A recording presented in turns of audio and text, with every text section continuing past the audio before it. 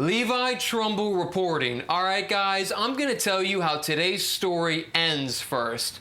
You usually wouldn't start with the ending, but here I think it's important.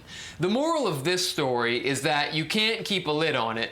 As much as you might not want somebody to hear the bad news, if they have a right to hear that bad news, then they are going to hear that bad news regardless. And anyone trying to keep it under wraps is only going to make it worse for themselves.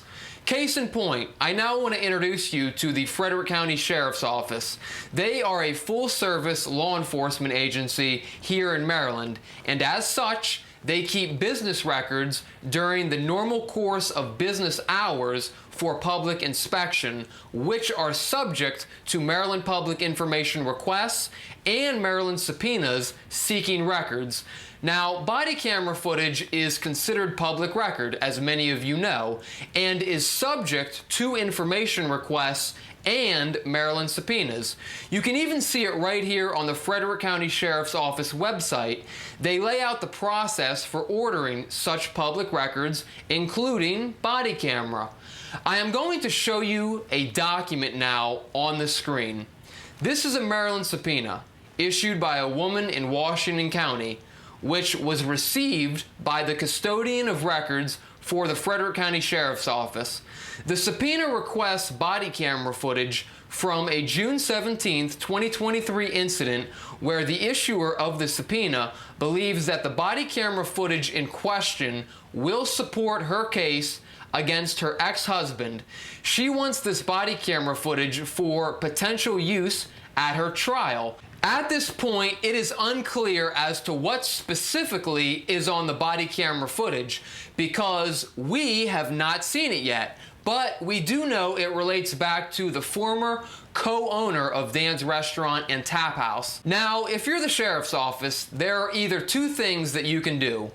You can simply release the records as requested, or, for some reason, you can interject yourself as an interested party to the case, file a motion to quash the subpoena, and retain a lawyer on the taxpayer's dime to file that motion. In this case, the Frederick County Sheriff's Office chose the second option. The Sheriff's Office filed a motion to protect this body camera footage for some reason. In their motion to get out of providing this singular public record, the attorney for the Sheriff's Office writes the following. The subpoena serves only to annoy, oppress, or cause undue burden or expense on the Frederick County Sheriff's Office because the information sought by the subpoena is not relevant to or probative of any issue before this court in the present action. So, when did governmental agencies start saying that it is an annoyance to fulfill public information requests? How is that an oppression or causing an undue burden? The Sheriff's Office has a records division. That's all they do. That is their only job, to produce records. The motion goes on to say, upon information and belief, the video footage Miss Patterson seeks from the Sheriff's Office has no relevance to this case. So, to attorney Kirsten Lastila, who filed this motion, I have a question for you.